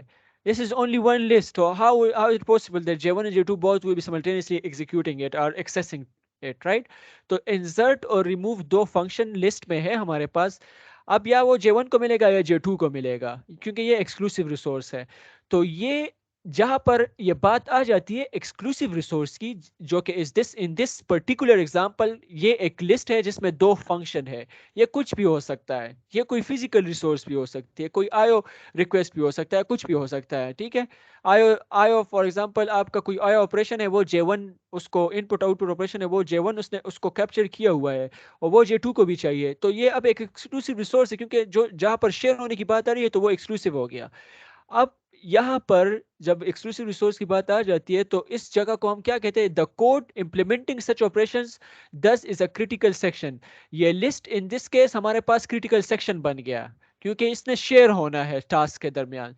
तो हमारा ऑपरेटिंग सिस्टम क्या कर लेता है? इसको मार्क कर लेता है एज अ क्रिटिकल सेक्शन। ये हमारे पास क्रिटिकल सेक्शन ऑफ कोड बन गया। ये वो सेक्शन है जिसको हमने बहुत अच्छी तरह डील करना है, क्योंकि इसने शेयर होना है हमारे पास टास्क के बिटवीन में। ठीक है, so if a binary semaphore is S is used for this purpose, then each critical section must begin with a wait and a signal. ये दो प्रोग्रामेटिकल फंक्शंस होते हैं, प्रोग्रामेटिकली हम इसको अचीव करते हैं। हम इसको मतलब ऑन द स्पॉट अभी कर भी सकते हैं, इट्स नॉट स्कोप, उसमें नहीं जा रहे। ये फंक्शन होते हैं सीमाफोर को इम्प्लीमेंट करने के लिए कि आप आपके पास लिस्ट क्रिटिकल सेक्शन बन गया है। क्यों बन गया है? क्योंकि ये एक्सक्लूसिव रिसोर्स है। क्यों एक्सक्लूसिव रिसोर्स है? क्योंकि इसने शेयर होना है टास्क जे ए और टास्क जे बी में। तो अब यहाँ पर हमने सीमाफोर जो कि सिंक्रोनाइजेशन मैकेनिज्म है वो यूज करना है, ताकि ये इफिशिएंटली यूज हो। इस बात को मेक श्योर करने के लिए कि अगर इस लिस्ट को जो कि क्रिटिकल सेक्शन है उसको J1 ने कैप्चर किया हुआ है, तो J2 उसको एक्सेस ना कर सके, क्योंकि J2 इसको एक्सेस करेगा तो मसला होगा, क्योंकि वो ऑलरेडी यूज हो रहा है। तो हमारे लिए ये दो फंक्शन इसको पॉसिबल करते हैं, वेट और सिग्नल। तो अब वो जो लिस्ट है उसको एज्यूम कर लो वो ये रिसोर्स है, ठीक है, ये आर है, शेयर्ड रिसोर्स है, ये हमारे पास वो लिस्ट है। ठीक है, यहाँ पर अब ये तो वो लिस्ट है, और J1 ने इसको स्टार्ट कर लिया, J1 ने इसको स्टार्ट कर लिया, ये लिस्ट यहाँ पर उसने एग्जीक्यूट कर लिया, तो ये क्या करेगा, ये इस वेट को एग्जीक्यूट करेगा। तो ये वेट क्या कर लेगा, उस शेयर रिसोर्स को, इसको उसने, इस वेट ने इसको लॉक कर दिया। अब इसको ये J2 जो है इसको एक्सेस करना चाहेगा तो नहीं कर सकेगा, क्योंकि वेट यहाँ पर आ गया है। इसको वेट मिलेगा कि this is being used, this is under use, ठीक है, ये यूज हो रहा है, इस अंडर अंडर अनदर जॉब, ठीक है, अनदर टास्क। तो अब वेट यहाँ पर एग्जीक्यूट, क्रिटिकल सेक्शन एग्जीक्यूट हो रहा है, वो रिमूव और इंसर्ट वाले ऑपरेशन है जो हमने क्रिटिकल सेक्शन बताया था, वो इसने इसको यूज कर लिया। जब इसने इसको यूज कर लिया, अब रिसोर्सेज से फ्री हो गया, तो ये एक सिग्नल जनरेट करेगा, ये सिग्नल जनरेट होगा और शेयर्ड रिसोर्स क्या हो जाएगा, वो फ्री हो जाएगा। तो अब वहां पर ये J2 जो है ये इसको एक्सेस कर लेगा, अब इसको एक्सेस कर सकता है। तो अगर जब ये एक्सेस करेगा तो अब कोई और उसको करेगा, तो इस वेट की वजह से वो लॉक है, शेयर्ड रिसोर्स पे लॉक हो गया, वो लिस्ट इंसर्ट और ये इंसर्ट और रिमूव है वो फिर लॉक हो गया, क्रिटिकल सेक्शन है हमारा। जब ये इसको यूज करेगा तो फिर ये सिग्नल जनरेट करके इसको रिलीज कर देगा। तो ये कैप्चर और रिलीज का सीन जो है वो स्टार्ट हो रहा है। तो यही सीमाफोर है, यही हमारे पास जो शेयर्ड एक्सक्लूसिव रिसोर्स होता है वो हमारे पास क्रिटिकल सेक्शन बन जाता है। और इन दो फंक्शन वेट और सिग्नल के जरिए हम सीमाफोर, बाइनरी सीमाफोर को इम्प्लीमेंट करते हैं और हमारे पास वो रिसोर्स जो कंस्ट्रेंट है उसको हम डील कर रहे होते हैं। तो दिस वाज दिस थिंग। अब हमारे पास यहाँ पर देखें, यहाँ पर अब इसको एग्जाम्पल से, फिगर से इन्होंने एक्सप्लेन किया है। हमारे पास J2 जो है वो पहले अराइव हो गया, ठीक है, यहाँ पर, और इसकी एग्जीक्यूशन भी स्टार्ट हो गई है, ठीक है। अब ये जो लाइट कलर है ये हमारे पास क्रिटिकल सेक्शन है, जो डार्क है वो नॉर्मल सेक्शन है। अब इसने हमारे पास क्या कर लिया, J2 यहाँ तक एग्जीक्यूट हो गया, और J2 का जो क्रिटिकल सेक्शन है, फॉर एग्जांपल अब इसने वो लिस्ट वाला स्टार्ट कर लिया। तो जब यहाँ पर ये क्रिटिकल सेक्शन स्टार्ट हो गया है तो व्हाट यू थिंक यहाँ पर क्या हो गया, यहाँ पर वो वेट वाला जो प्रिमिटिव था, वो वेट वाला जो फंक्शन था ऊपर ये वाला, ये स्टार्ट हो जाएगा, क्योंकि इसका क्रिटिकल सेक्शन स्टार्ट हो रहा है J2 का, ये क्रिटिकल सेक्शन है, ये स्टार्ट हो रहा है। तो इसने क्या कर लिया, अब इसने लॉक कर दिया है क्रिटिकल सेक्शन को, जो यहाँ पर क्रिटिकल सेक्शन जो भी होगा वो लॉक हो गया है, वो शेयर्ड रिसोर्स है, वो J2 के कब्जे में है, J2 के उसको उसने कैप्चर किया हुआ है। यहीं पर इसी इंस्टेंस पर, इस जगह पर अभी वो अपना क्रिटिकल सेक्शन एग्जीक्यूट कर रहा है, एक हाई प्रायोरिटी वाला टास्क J1 आ गया है। तो वो हायर प्रायोरिटी वाला है, यहाँ पर मैकेनिज्म ये है कि हायर प्रायोरिटी वाले को पहले सीपीयू देनी है, और हायर प्रायोरिटी वाला किस नॉर्मल एग्जीक्यूशन से स्टार्ट हो रहा है, डार्क वाला मैटर वो एलिमेंट इसमें जो है वो पहले नॉर्मल वाला हिस्सा इसका एग्जीक्यूट हो रहा है। तो इससे कंट्रोल किस पे, सीपीयू किस में चला जाता है, J1 में चला जाता है, क्योंकि J1 जो है उसकी प्रायोरिटी ज्यादा है और वो नॉर्मल एग्जीक्यूशन कर रहा है। तो यहाँ पर उसकी एग्जीक्यूशन स्टार्ट हो रही है, यहाँ तक आ जाता है। अब यहाँ के बाद वो अपना क्रिटिकल J1 अपना क्रिटिकल सेक्शन जो है वो एग्जीक्यूट करना चाह रहा है, लेकिन चूंकि J1 जो क्रिटिकल सेक्शन है वो तो J2 के उसमें कंट्रोल में है, तो वो नहीं कर सकता, वो ब्लॉक्ड हो गया है। जो मैंने यहाँ पर क्रॉस लगा दिया ना कि J2 इसको एक्सेस करने की कोशिश कर रहा है, लेकिन वो क्या हो गया, उसने ब्लॉक कर दिया, उसमें वेट लगा हुआ है, उस वो J1 के उसके अंडर है। तो क्या होगा, जब क्रिटिकल सेक्शन को एग्जीक्यूट करने के लिए रिक्वेस्ट करेगा तो वो ब्लॉक हो जाएगा, और कंट्रोल फिर J2 के पास चला जाएगा, और J2 का जो क्रिटिकल सेक्शन है वो कंप्लीट हो जाएगा। J2 का क्रिटिकल सेक्शन कंप्लीट हो गया, यहाँ पर अब वो जो सिग्नल वाला प्रिमिटिव है, सिग्नल वाला फंक्शन है ये वाला, ये अब एग्जीक्यूट हो जाएगा, ये सिग्नल। तो जब ये एग्जीक्यूट होगा तो इसने अपना जो क्रिटिकल सेक्शन है वो एग्जीक्यूट कर लिया, अब इसको शेयर रिसोर्स नहीं चाहिए, नो लॉन्गर इट नीड्स। तो वो क्या कर लेगा, एग्जीक्यूशन जो है वो फिर किसके साथ के पास चली जाएगी, J1 के पास, ठीक है। और J1 का क्रिटिकल सेक्शन जो है वो अब एग्जीक्यूट हो सकता है, क्योंकि शेयर रिसोर्स अब फ्री है। तो यहाँ तक वो इसका होगा, फिर चूंकि इसकी प्रायोरिटी ज्यादा है तो इसका जो रिमेनिंग नॉर्मल है वो भी एग्जीक्यूट हो जाएगा, और जब ये एग्जीक्यूट होगा तो फिर J2 का जो रिमेनिंग नॉर्मल है वो J2 में आ जाएगा, और J2 का रिमेनिंग जो नॉर्मल एग्जीक्यूशन है वो यहाँ पर कंप्लीट हो जाएगी। तो दिस इज हाउ प्रायोरिटी भी इसमें डील हो रही है। प्रायोरिटी की वजह से कंट्रोल सीपीयू जो है वो J2 से J1 में चला गया, लेकिन जब J1 अपना क्रिटिकल सेक्शन वो एक्सक्लूसिव रिसोर्स वो लिस्ट जो क्रिटिकल सेक्शन है उसको एक्सेस करना चाह रहा है, तो फिर हमारे पास J1 वो एक्सेस नहीं कर सकता, क्योंकि वो J2 ने ऑलरेडी उसको कैप्चर किया हुआ है, उसमें वो लॉक लग गया है, दैट इज लॉक्ड, और वो उसको फिर एक्सेस नहीं कर सकता है। तो वो पहले इसको ख़त्म करता है, फिर उसके पास कंट्रोल चला जाता है। This is how semaphore and resource constraint works. इस एग्जांपल से भी हमें ये बहुत अच्छी तरह से वो समझ आ जाती है। यहाँ पर हमारे पास एक्टिवेशन और रेडी क्यू है यहाँ पर, ठीक है। शेड्यूलिंग के लिए यहाँ पर एग्जीक्यूशन स्टार्ट हो गई है। अब कोई फॉर एग्जांपल हाई प्रायोरिटी वाला टास्क हो गया तो वो प्रीएम्पशन भी यहाँ पर आ गई है, ठीक है। लेकिन अब फॉर एग्जांपल यहाँ पर कोई J1 टास्क है, ठीक है।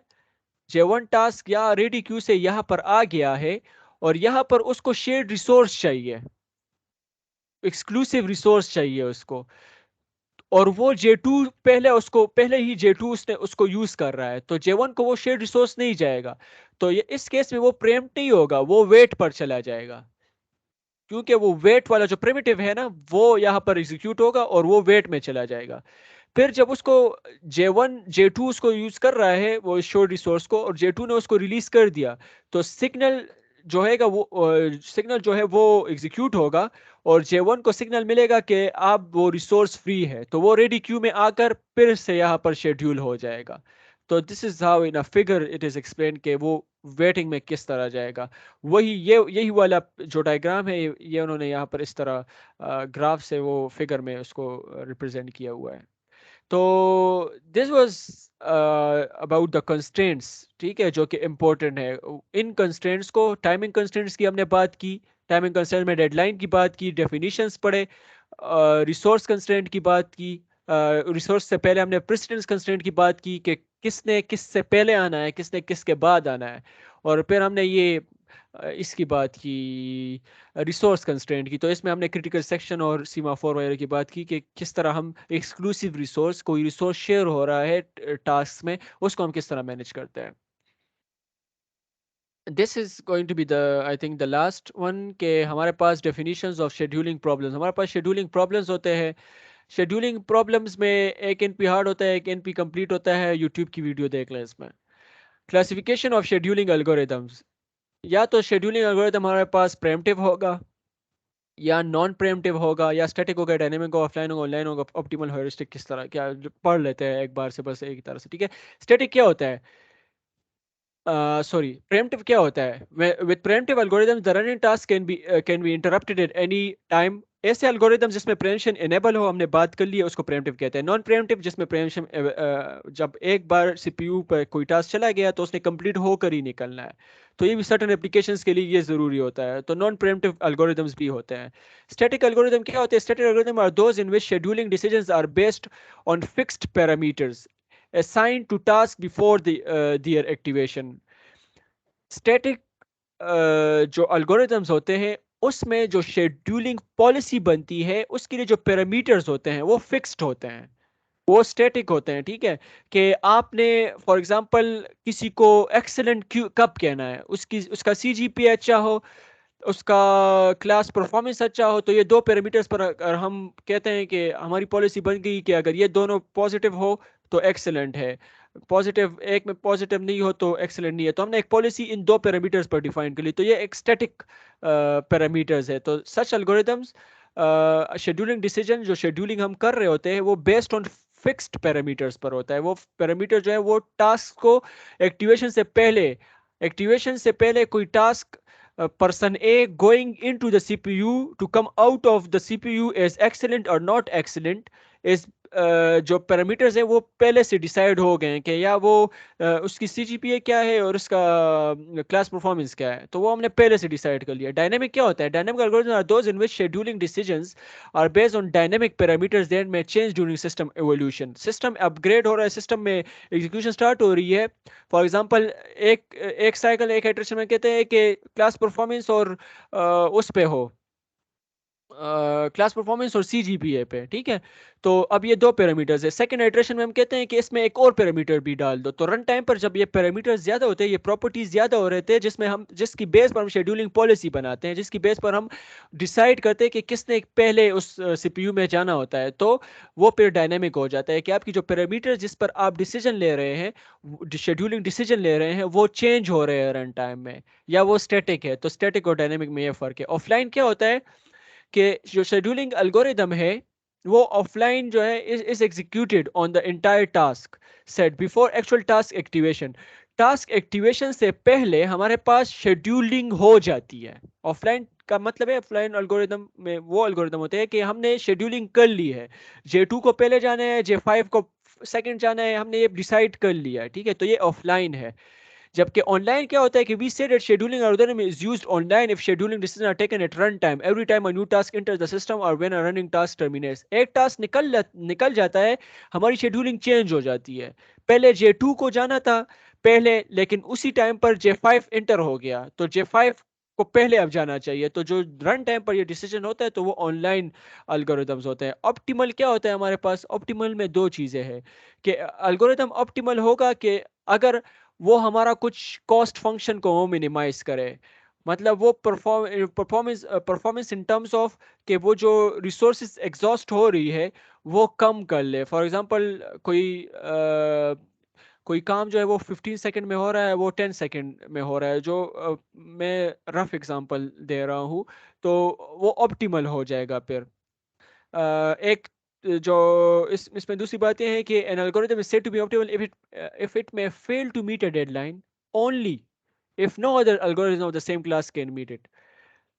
अगर कोई एल्गोरिथम हमारे लिए जो है वो फिजिबल शेड्यूल जो है वो, मतलब एक ऐसा एल्गोरिथम है जो कि एक टास्क ऑफ सेट में सारे डेडलाइन को जो है वो कर सकता है, मीट करवा सकता है। तो अगर ऐसा हो और एक दूसरा एल्गोरिदम है वो नहीं कर सकता, तो जो दूसरा नहीं कर सकता उसको हम ऑप्टिमल नहीं कह सकते, जो पहला होगा वही ऑप्टिमल होगा, ठीक है। तो वो ऑप्टिमल में ये बात होती है। ह्यूरिस्टिक में जो हमारे पास अप्रोच होता है वो ये होता है कि जो ऑप्टिमल शेड्यूल होता है, जो हमने ऊपर ऑप्टिमल की बात की कि वो ऑप्टिमल के लिए स्ट्राइव करे, तो ह्यूरिस्टिक में ये होता है कि वो स्ट्राइव करता है ऑप्टिमल शेड्यूल को अचीव करने के लिए। गारंटी नहीं कर सकता, वो अचीव कर भी सकता है, नहीं भी कर सकता, ठीक है। मे बी और मे बी नॉट। तो दिस वाज ह्यूरिस्टिक। अच्छा, तीन तरह के लास्ट टॉपिक है। तीन तरह के हमारे पास ये तो हमारे पास टाइप्स ऑफ एल्गोरिथम्स है, लेकिन ये तीनों जो है एक खास कैटेगरी में डाले जा सकते हैं। तो वो खास कैटेगरी क्या है? वो तीन है: गारंटी बेस्ड एल्गोरिथम्स, और हमारे पास दूसरा है वो best effort algorithms, and algorithms based on imprecise calculation. So I'm just winding them in minutes, ठीक है? It won't take much, अभी कुछ टाइम नहीं इसमें लगेगा, ठीक है। हमारे पास गारंटी बेस्ड एल्गोरिथम्स क्या होते हैं? गारंटी बेस्ड एल्गोरिदम वो एल्गोरिदम्स होते हैं, मैं अभी टेक्स्ट को नहीं पढ़ रहा, जनरली बता रहा हूँ, कि जिसमें हमारे पास ये गारंटी हो कि जो टास्क सेट है उसमें जितने भी टास्क है वो सब अपने डेडलाइन को मीट करेंगे, ठीक है। Every task within a task set would meet its deadline. So these are guarantee based algorithms, ठीक है। किस तरह अचीव करते हैं? स्टैटिक रियल टाइम सिस्टम में क्या करते हैं? Task activation can be pre calculated offline. जो हमने ऊपर ऑफलाइन के एल्गोरिथम्स की बात की कि वो पहले से डिसीजन हो जाता है कि इसने पहले जाने से, तो वो डिसाइड हो रहा होता है, वो सब जो कंस्ट्रेंट्स है, टाइमिंग कंस्ट्रेंट उनका देखा जा सकता है, देखा गया होता है, प्रेसिडेंस कंस्ट्रेंट उसका देखा गया होता है ऑफलाइन ही, और उनका रिसोर्स कंस्ट्रेंट भी देखा गया होता है ऑफलाइन ही। कि 10 टास्क है फॉर एग्जांपल, तो हर का वो इंटर सब हुआ होता है कि कोई भी एक टास्क की वजह से दूसरा टास्क डिले नहीं हो रहा है, और हर टास्क को नंबर मिल जाता है। तो ये स्टैटिक रियल टाइम सिस्टम में इस तरह हम गारंटी जो है वो अचीव कर सकते हैं। The guarantee task arranged in the proper order. At runtime, dispatcher simply remove the next task from the table and puts it in a running state. बस उससे निकाल कर उसको दे देता है, उसमें कोई नया टास्क आने की वो नहीं होता काम, क्योंकि वो स्टैटिक रियल टाइम सिस्टम में ऑफलाइन वो डिसाइड हो चुका होता है। तो एक ये गारंटी हमें मिल जाती है कि इसमें कुछ नहीं होने लगा, कोई डेडलाइन का स्टॉपिक सिचुएशन नहीं आने लगा। दूसरा ये है कि डायनेमिक रियल टाइम सिस्टम में हम किसी, ये तो स्टैटिक रियल टाइम सिस्टम की बात की जिसमें हमने डायनेमिक कोई चीज़ नहीं आ रही है, लेकिन अब अगर कोई डायनेमिक चीज़ आ रही है डायनेमिक रियल टाइम सिस्टम, तो उसमें हम क्या करते हैं? तो उसमें हम सिंपल एक एक्सेप्टेंस टेस्ट करते हैं। हमारे पास यहाँ पर रेडी क्यू में शेड्यूलिंग तो हो गई होती है। जो अब फॉर एग्जांपल एक जेएनयू आ रहा है ना, एक नया टास्क इंटर करने की कोशिश कर रहा है, तो वी सी कि इस नए टास्क के इंटर होने से हमारे एग्जिस्टिंग टास्क का कोई टास्क डेडलाइन तो मिस नहीं कर रहा। अगर हमें थोड़ा भी चांस लगता है तो ये इसको रिजेक्ट कर लेता है। हमारे पास क्या बन जाता है, रिजेक्शन रेट इसमें होती है। सर ने कहा था कि इसमें रिजेक्शन रेट ज्यादा होती है, अननेसेसरी रिजेक्शन भी होती है, क्योंकि वर्स्ट केस उन्होंने यहाँ पर एस्यूम कर लिया होता है हर टास्क के लिए। तो अगर एक कभी वो वर्स्ट केस जो है वो वायलेट होता है तो हमारे पास जो जे न्यू आ रहा है उसको वो रिजेक्ट कर लेता है। तो इस एक्सेप्शन टेस्ट की वजह से हम डायनेमिक रियल टाइम सिस्टम में अपनी गारंटी बेस्ड एल्गोरिदम के जरिए हम ये गारंटी क्लेम कर सकते हैं कि every task would meet its deadline. ठीक है, तो हमारे पास डेडलाइन जो है वो मीट हो जाएगी। तो इस तरह डायनेमिक रियल टाइम सिस्टम में हम ये कर रहे होते हैं।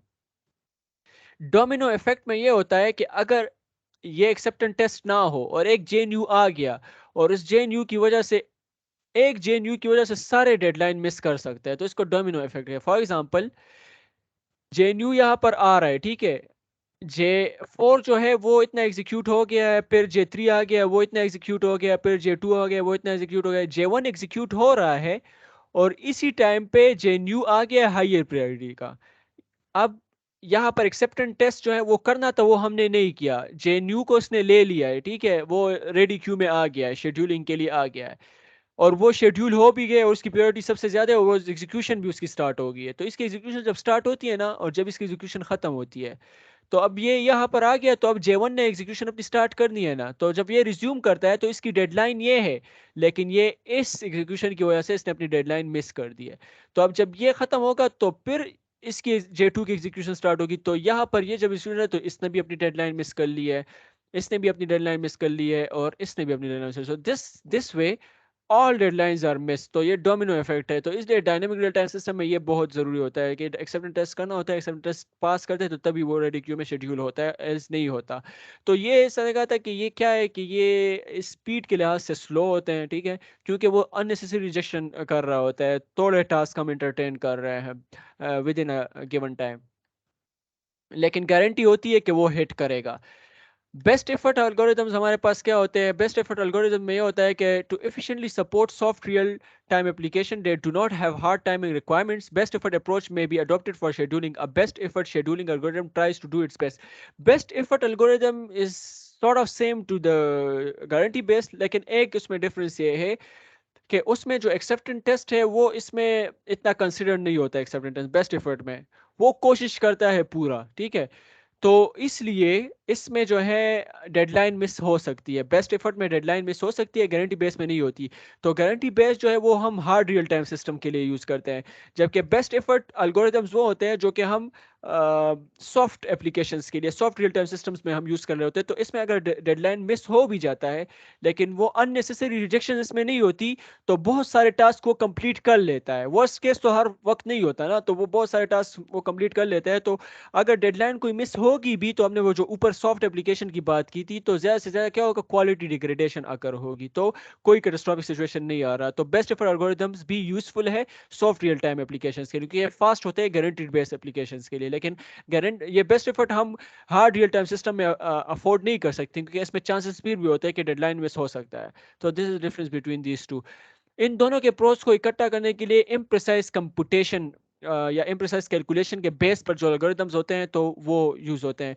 इसमें क्या होता है, पार्शियल रिजल्ट जनरेट होता है। पार्शियल रिजल्ट का ये होता है, इसमें टारगेट ये होता है कि आपने कुछ ऐसा रिजल्ट लाना है कि आपके पास गारंटी हो कि कैटास्ट्रॉफिक सिचुएशन नहीं आएगा।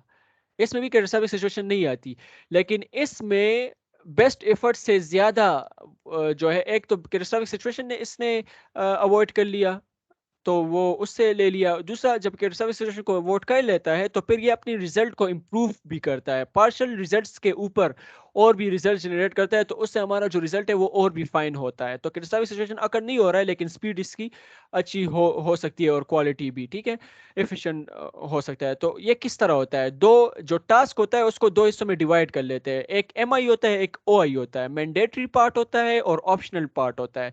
JI is being divided into MI and OI, ठीक है, mandatory task and optional task. तो हमारे पास क्या होता है कि हम मिनिमल, अच्छा, कंप्यूटेशन टाइम जो है ना, वो एमआई जो mandatory part of the task है उसका जो कंप्यूटेशन टाइम है और जो optional time of the task है उसका कंप्यूटेशन टाइम मिलाकर हमारे पास वो टोटल जेआई का कंप्यूटेशन टाइम मिल जाता है। एमआई कौन सा टास्क, एमआई टास्क का वो पोर्शन होता है जिसको कंप्लीट करना हर हाल में इंपॉर्टेंट होता है। अगर वो कंप्लीट नहीं होता विद इन द डेडलाइन, तो हमारे पास कैटास्ट्रॉफिक सिचुएशन अकर होगी।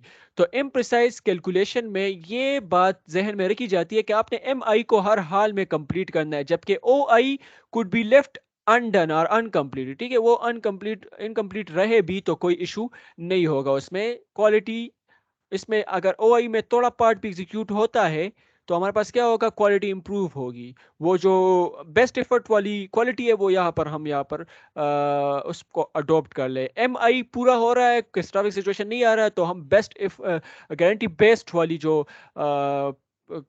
ट्रेड है वो यहाँ पर हम उसको अडॉप्ट कर लें। तो a minimum level of performance M I must be completed within its deadline, whereas O I can be left incomplete, ठीक है, वो इनकम्प्लीट रह जा सकता है। अब तो अगर हार्ड टास्क होगा तो उसमें ओ आई होगा ही नहीं, ओ आई जीरो होगा। अगर कंप्लीटली हार्ड टास्क है उसमें कोई ऐसा पोर्शन है ही नहीं कि जिसका ताल्लुक क्रिटिकलनेस के साथ ना हो, कि अगर वो कंप्लीटली एक हार्ड टास्क हो तो वो उसका ओ आई ऑप्शनल पार्ट क्या होता है, जीरो होता है। सॉफ्ट टास्क अगर कंप्लीटली हो तो उसका एम आई क्या होता है, जीरो होता है, ठीक है। इन सिस्टम डेट सपोर्ट इम्प्रिसाइज कंप्यूटेशन, अब इसमें एक इंपॉर्टेंट बात ये हो जाती है कि एरर आ सकता है। एरर क्या होता है, एक सिग्मा आई है, सिग्मा आई क्या क्या है हमारे पास, सिग्मा आई जब एम आई कंप्यूट हो गया, अब डेडलाइन में जितना टाइम बचा है वो कंप्यूटेशन तो होती रहेगी, ओ आई एग्जीक्यूशन स्टार्ट हो जाएगी। अब ए आई कितना एग्जीक्यूट होता है, कितने सेकंड्स के लिए, कितने टाइम के लिए वो एग्जीक्यूट होता है, वो हमारे पास क्या है, सिग्मा आई है। उसको हम सिग्मा आई से रिप्रेजेंट करते हैं। एरर या एप्सिलॉन आई को हम क्या क्या होता है, एप्सिलॉन आई जो ऑप्शनल की का कंप्यूटेशन टाइम है उससे सिग्मा आई को माइनस कर दे तो हमारे पास एरर बने। फॉर एग्जांपल ऑप्शनल को एग्जीक्यूट करने के लिए हमारे पास 4 सेकंड चाहिए हो, लेकिन उस पर कंप्यूटेशन 2 सेकंड की होती है, तो 4 - 2 इसमें एरर क्या है, एप्सिलॉन आई क्या है, 2 है। तो ये 2 जो है हमारे पास वो मेजर है जिसको हम एरर कहते हैं इन दिस केस के। ऑप्शनल 2 तो हो गया लेकिन 2 से रह गया है, और सिग्मा आई वो जो जितना कंप्यूटेशन उस पर हो जाता है ओ आई पोर्शन पर, तो वो हमारे पास सिग्मा आई होता है। ये एवरेज अब टास्क सेट होता है, हम तो एक टास्क की बात नहीं करते, तो एवरेज ये होता है कि N I is equal to 1, हमारे पास कितने भी नंबर ऑफ टास्क हो सकते हैं। ये ओमेगा आई इसमें ये है कि ये रिलेटिव इंपॉर्टेंस उसको कहते हैं, ठीक है, कि एक टास्क की कितनी इंपॉर्टेंट है, कितना ज़्यादा इंपॉर्टेंट है, और वो जो एरर्स है, इंडिविजुअल एरर्स है, वो प्लस होकर हमारे पास एक एवरेज एरर यहाँ पर बन जाता है। अच्छा, इसको मैं एग्जाम्पल से समझाता हूँ, ये जो सर ने भी लास्ट में समझाई थी, बस ये लास्ट है, इससे हमारे पास इम्प्रिसाइज का वो पूरा क्लियर हो जाएगा। यहाँ पर हमारे पास क्या है, 5 टास्क है, ठीक है, उसके अराइवल टाइम्स है, उसका डेडलाइन टाइम है, उसका कंप्यूटेशन टाइम है, मैंडेटरी पोर्शन का टाइम है, और ऑप्शनल का कंप्यूटर वो टाइम है, ठीक है। जे आई का अराइवल टाइम क्या है, 0 है, डेडलाइन क्या है उसका 6 है, कंप्यूटेशन टाइम 4 है। उसमें जो अब ये कंप्यूटेशन टाइम डिवाइड होगा, इस कंप्यूटेशन टाइम में कुछ इसका मैंडेटरी पार्ट होगा, कुछ ऑप्शनल होगा, हर एक डिवाइड हुआ है। फॉर एग्जांपल 8 है, तो इस 8 में जो फर्स्ट 5 यूनिट्स हैं ये वो मैंडेटरी पार्ट है, इसको ज़रूर बेज़रूर एग्जीक्यूट होना है कैटास्ट्रॉफिक सिचुएशन को अवॉइड करने के लिए, जबकि ये 3 अगर ना भी हो तो कोई इशू नहीं है, ठीक है। तो this is the detail of this task, हमें ये टेबल पॉसिबली गिवन हो और हमने इसका इक्विवेलेंट ये बनाना है, ये जो नीचे है। अब ये जो नीचे है ये डिफरेंट वेज में बन सकता है, जो ये एग्जैक्टली ये बना है मैं इसको एक्सप्लेन करूंगा और आपने फिर इस पर प्रैक्टिस करनी है। Very suggested to practice it सारे डायग्राम को, लेकिन ये डायग्राम बहुत इंपॉर्टेंट है। तो इसमें J1 का अराइवल टाइम क्या है, देखो ये पूरा एक हमारे पास स्केल दिया गया है। J1 AI में जो है ना वो अराइव हो गया, ठीक है। तो AI में हमारे पास J1 आ गया। J2 का अराइवल टाइम क्या है, सिर्फ अराइवल टाइम को अभी देखे, ठीक है, और ना देखे। तो J2 का अराइवल टाइम क्या है, J2 का अराइवल टाइम यहाँ पर 2 है। तो देखें ये J2 2 पर यहाँ पर आ गया है, 2 पर ये अराइव हो गया है, ठीक है। कंप्यूटेशन इसने स्टार्ट नहीं की है, लेकिन ये अराइव हो चुका है। J3 का 4 है, तो J3 का भी अराइवल टाइम सबके गिवन है। J4 का जो है 12 है और J5 का 6 है। तो ये सारे अराइवल टाइम्स आ गए हैं। इसके डेडलाइन टाइम भी आप मार्क कर ले।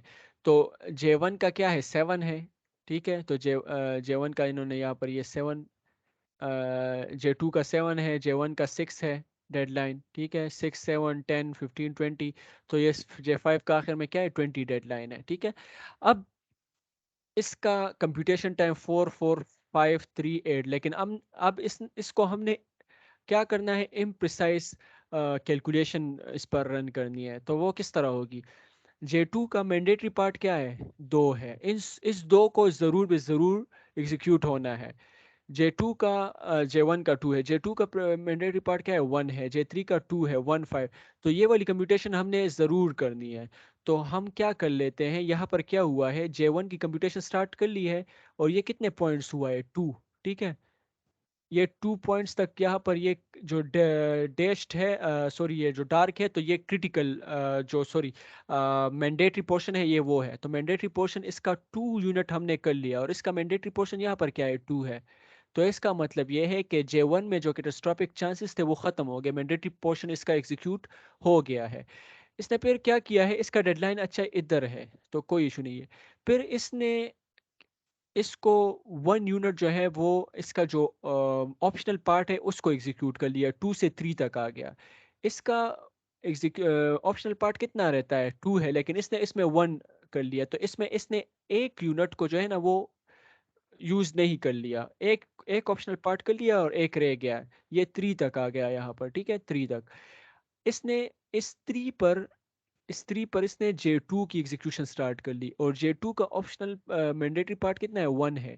तो इसका 1 जो है वो एग्जीक्यूट हो गया, और फिर इसका ऑप्शनल पार्ट कितना है, J3 है, सॉरी 3 यूनिट्स है, और इसका 4 है। तो 4 5 6 7 इसका सारा ऑप्शनल इसने एग्जीक्यूट कर लिया।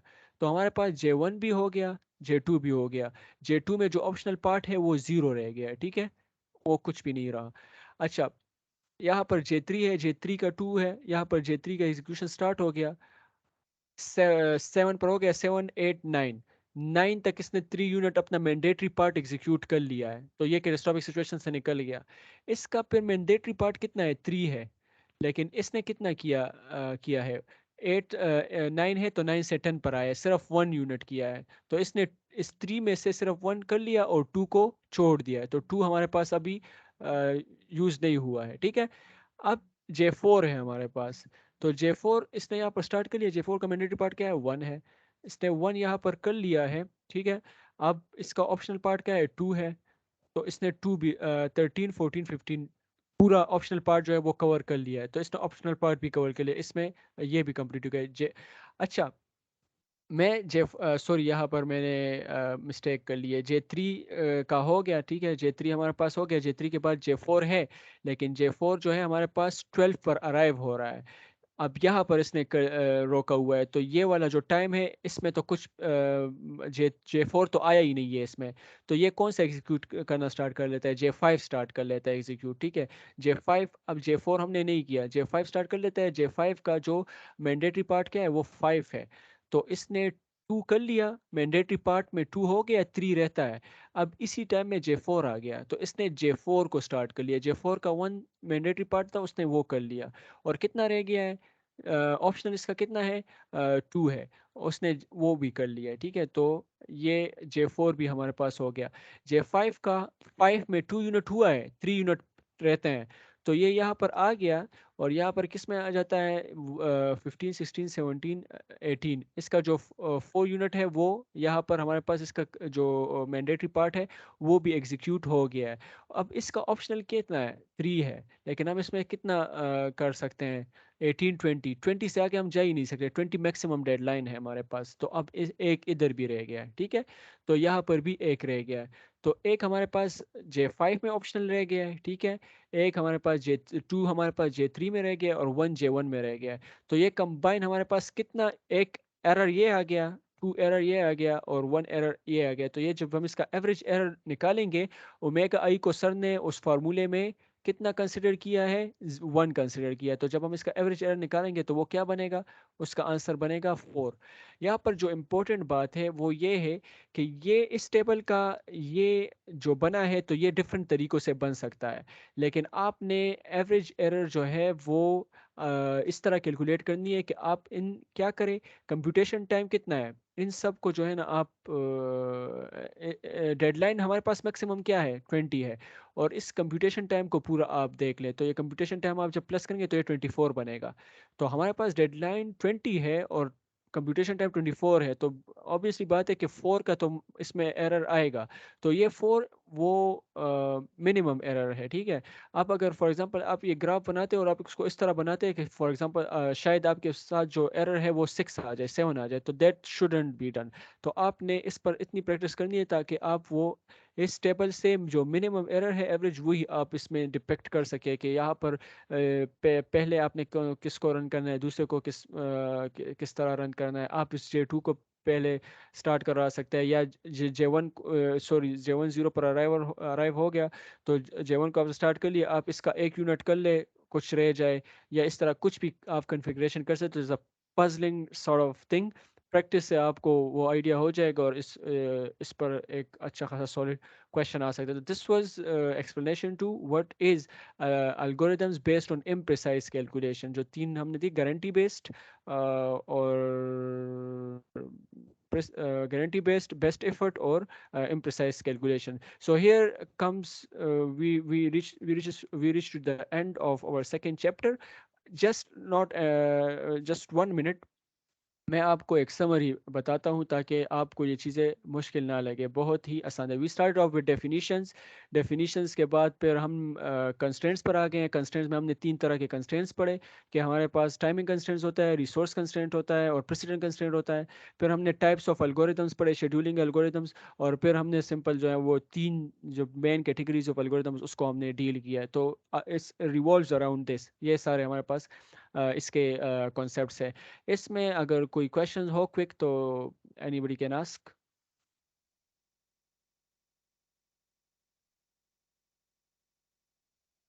How many do I have in my chat? 21. Oh, so far I was not expecting 21 towards the end because it's very late.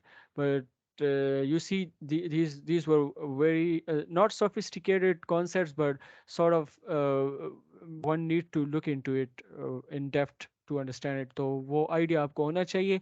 आप जब इसको आप खुद पढ़ेंगे तो आई एम श्योर के वो बहुत अच्छी तरह आपको फिर समझ आएगा। और द डोर इज़ ओपन। मैंने स्टार्ट में कहा था कि हम मतलब कोई आप कोई पर्टिकुलर जगह पर इशू हो तो वो we can reach out to each other and solve that. हम पेपर तो हमारा कल 2 बजे होगा। तो इसमें कोई क्वेश्चन है या नहीं है, जस्ट लेट मी नो। अगर अभी कोई क्वेश्चन है तो उसको रीड करते हैं, वरना we should just wind this up. जो लास्ट वाली चीज़ है वो करते हैं। Hello, do I have Yes, you're anybody in the audible. Room? Jawad हाँ जी ये हाँ जी रिकॉर्डिंग तो ऑफ करो ना। हाँ बस ठीक है।